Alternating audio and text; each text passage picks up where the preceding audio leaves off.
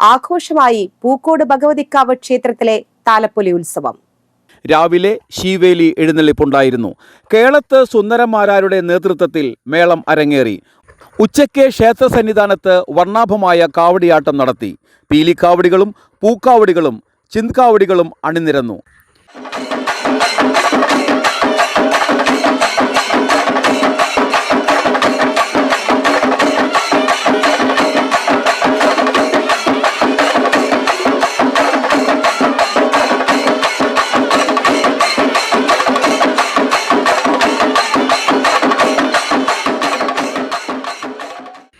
പറയെഴുന്നള്ളിപ്പ്, വൈകിട്ട് ദീപാരാധന, നാദസ്വരം എന്നിവയും ഉണ്ടായിരുന്നു. നിരവധി പേരാണ് ചടങ്ങുകളിൽ പങ്കെടുക്കുവാൻ എത്തിയത്.